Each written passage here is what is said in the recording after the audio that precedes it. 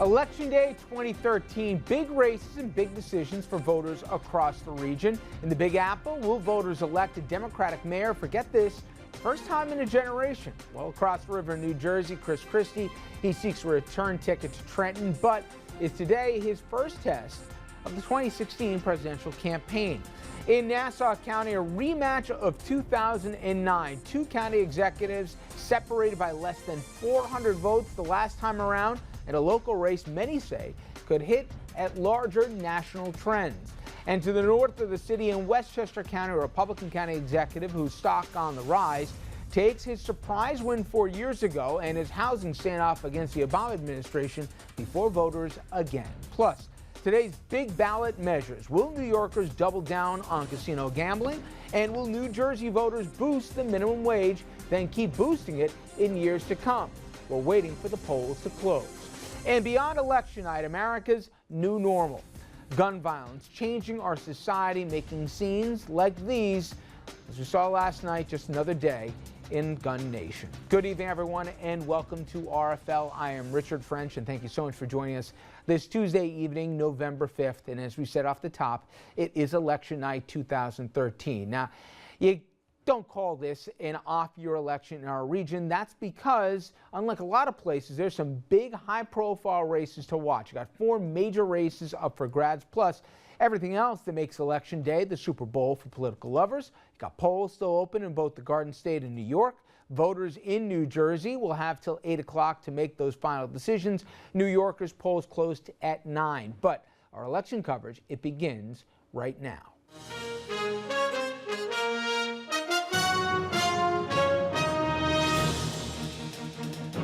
And we start in the city that never sleeps here, where for the first time in 12 years, voters will pick a mayor not named Bloomberg. Candidates, Republican Joe Lhota, former MTA commissioner and deputy mayor, and the Democratic challenger, frontrunner, public advocate Bill de Blasio. Now, de Blasio's supporters gathering tonight in Park Slope in Brooklyn. That's where we kick off coverage, and Files 1 Samantha Liebman joins us from there. Samantha? Well, good evening, Rich. They're about to do a security sweep inside the headquarters for de Blasio, so that's why we're outside. Now, this has been a very long campaign. It pretty much started in January, and both Republican Joe Lhota and front-runner Democrat Bill de Blasio were reflective today, but they weren't resting just yet. Both candidates voted early this morning in Brooklyn. Joe Lhota was in Brooklyn Heights, and de Blasio voted in Park Slope. They were out campaigning right after that. De Blasio has a 40-point lead in the polls, yet he hit one last subway stop in Brooklyn, urging his supporters not to be complacent, while Joe Lhota says, despite the polls, he thinks that he can win. Yeah, it's been a very, very long journey, and to get to this morning at our polling site in our neighborhood and to finally cast our vote, it's an incredibly emotional moment. Everything I've done, I've wanted to do, and I'm looking forward to tonight. I'm very optimistic about tonight. Now, de Blasio is hopeful that the polls are correct because he says that if he wins by a wide margin, that will give him a mandate and the momentum to get his signature proposal passed in Albany, a tax on the wealthy to fund universal pre-K and after-school programs. Meanwhile, Lhota is so defiant, he says that he hasn't even thought about what he'll do if he loses this race. So that's the latest here from de Blasio headquarters in Park Slope, Brooklyn. Samantha Liebman, back to you, Rich. Samantha, thank you very much. Now, de Blasio, as we said, overwhelming front runner here. Latest poll averages from Real Clear has him up 40 points, and there are some who think the spread might even be bigger when it's all said and done tonight. Now, let's go across the river to the other race in our region that is making national headlines tonight. The fight for the governorship of New Jersey. The race, as much about Chris Christie really is his chances for the White House as it is between he and his Democratic challenger. Think now, who is it? That's right, Barbara Buono.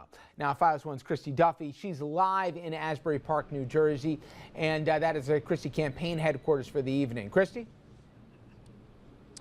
Good evening, Rich. That's right. After a year of campaigning, it all comes down to tonight, and we are standing out on the Asbury Park boardwalk in front of Governor Chris Christie's election night headquarters. And Christie has held on to a strong lead for months now, leading up to election night, a 2-1 lead over Democratic challenger State Senator Barbara Buono. But will Christie's coattails be big enough tonight to take back a Republican majority in New Jersey's state legislature? Democrats have held control for a decade. It's up to voters to decide if that will all change tonight. I have no idea what's going to happen tonight. I'm very hopeful. I'd love to see Republican majorities in both houses. It would make my second term very productive. And Republicans need an additional 5 seats to take back the state Senate, 9 seats to take back the state assembly. As you saw Governor Chris Christie speaking there from his polling place, he did vote earlier today and spoke about the last day on the campaign trail. He did make some stops around the state with New Mexico's Republican Governor Susana Martinez, creating some buzz there that she could be a likely pick for a vice presidential candidate if Christie makes a 2016 presidential run for the White House. Throughout this gubernatorial campaign, though, the governor touted his record of bipartisanship, education reform, to the 2% property tax cap in New Jersey, as well as this state's recovery from Superstorm Sandy. We're live outside Governor Chris Christie's election night headquarters in Asbury Park. I'm Christy Duffy. Rich? Well, Christy, thank you very much. And to show you the kind of spread we're talking about, poll averages have Christie up 24 points in this race. And again, just like in New York City, some speculate the margin could be even more, perhaps even a record-setting performance. And consider,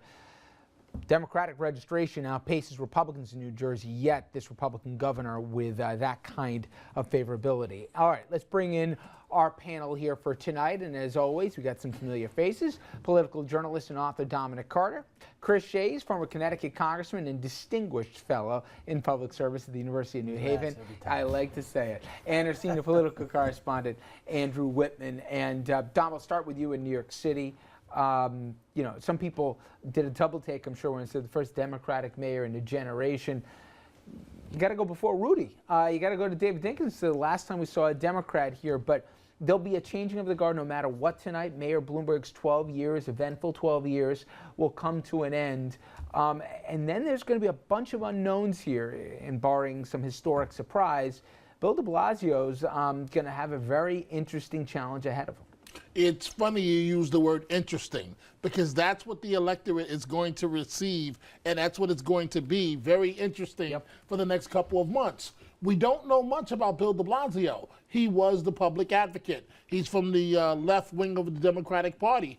Basically, that's all we know. He's got a biracial family, a son by the name of Dante with a big afro, a daughter, and an African-American wife. He's promised to start pre-kindergarten programs, but he needs to get a tax hike approved by Albany. If you think that's an easy task, go ask Michael Bloomberg when he wanted to build a stadium on the west side of Manhattan, if it's easy to get something past the legislature. So de Blasio is going to be going by example, leading by example, you know, almost by taking step by step. And we're going to see how this is all going to work out, because we really don't know. We're getting a little bit of scuttlebutt. I'm wondering if you're hearing some of the same rumors that Bratton seems at least to be all but a shoo-in to be his pick here, assuming he wins again tonight here for police commissioner. And it follows a trend, you know, police commissioners kind of rotate, him and Ray Kelly, you know, depending on the administration. Well, Bratton has been auditioning for this job for quite some time, since he was sent to Siberia by Rudy Giuliani. And so Bratton and Kelly, as you very well accurately point out, they go back and forth in terms of the top job. Bill Bratton would love nothing more after Ray Kelly to say, hey, I'm the guy that started broken windows. I'm the guy that started all of this, and now I'm back.